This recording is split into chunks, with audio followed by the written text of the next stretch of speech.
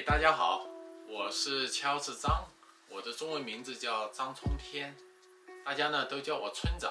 我在巴罗赖住了有26年了，来澳大利亚呢也30多年了。在巴罗赖生活了有这么多年，特别喜欢这的历史。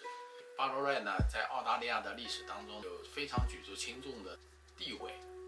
1851年发现了黄金，也就是我们经常听人家说新金山和旧金山。旧金山呢就是当年美国的 San Francisco。2年以后，巴罗赖呢就发现了更多的黄金，就把巴罗赖以及澳大利亚的维州以及整个澳大利亚呢称为新金山，因为前面已经有了一个是旧金山。在当年1860年代呢，巴罗赖的华人呢占了当地总人口的25%，还要更多。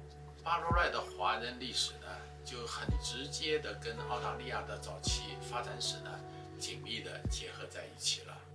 超过11000多位华人在巴罗赖当地呢，在这里生活、淘金、工作、种植，把他们的家乡的这一些文化风俗呢，也带来了许多。当时在巴罗赖有一个报纸，它叫巴罗赖 Star。在这个报纸里面呢，记者他到华人营地去参观去，他就看到了有一个老爷爷，他在教他的孙子讲中文。他那里面呢就有的是连环画的小说，有《山海经》，有《三字经》，这些文化呢就流传下来。就是从历史角度来讲的话，最早期是中国华人来到了巴罗赖是挖金子，然后呢经过很多年的变化和历史的发展，很多这些华人的后裔们，他们呢又从巴罗赖回到了他们的祖辈们出生国，到那边去重新传授宗教，以及呢传授其他的科学知识，与大家分享了巴罗赖的故事。我更希望大家能够来巴罗赖分享你们的故事。我也想给你们说我的故事，在巴罗赖特。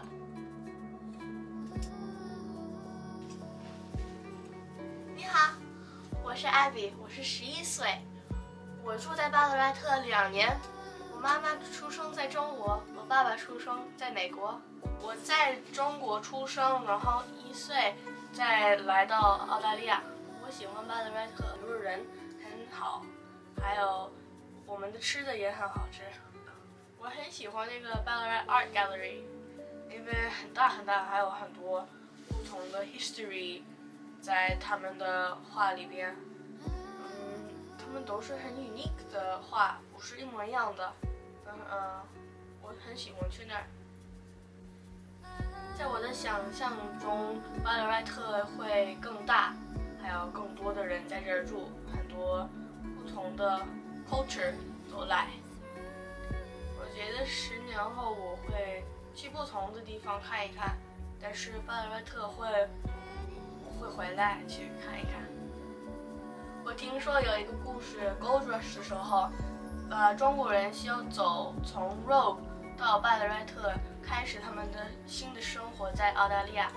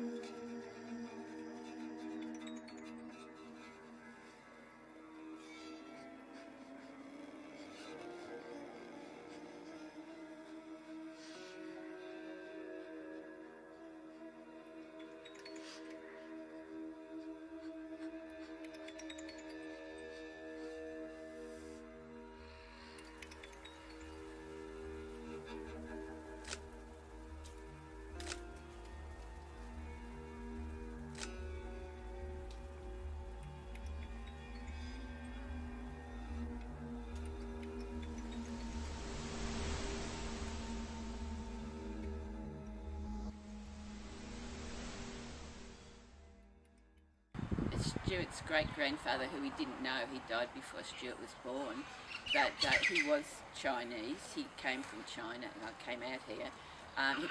He was born in Melbourne. All his family were born in Melbourne, but then they moved back to Hong Kong, and then he came back with some of his brothers as a young man, and he spoke Chinese. And your uncle, Roger, he wanted to learn Chinese when he was a boy, but Pa said, oh no, you don't want to learn that, so he wouldn't teach him. Yeah. I suppose he thought to get on, in an English-speaking city, you didn't need to speak Chinese. Yeah. The Chinese background, well, the great-grandfather on my grandmother's side, he was a surgeon on the ship, and he came out in about the 1875s as a surgeon on the ship. He had a practice down here in the Chinese area of what we call Peel Street at this stage, and he used to have his own practice. He used to walk from the hospital to his home every day and treat patients, and he was stated as the first man to have a cure for diphtheria. On my father's side,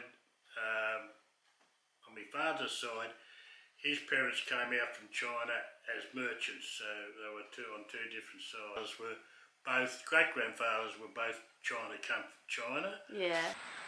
The interesting thing was that when you would talk about it to your friends, the only understanding of China that they had were from American cartoons or from American shows, and there was a lot of American propaganda and English propaganda and misunderstanding of what it is. So they thought, to be Chinese is this, and they would put that in a box and they would tell you about these things. So, they would assume all of the usual cultural stereotypes and imagine that that's what your family was, My Chinese heritage is interesting because I was born to a Chinese father, or he was actually only 3/4 Chinese, and an Australian mother.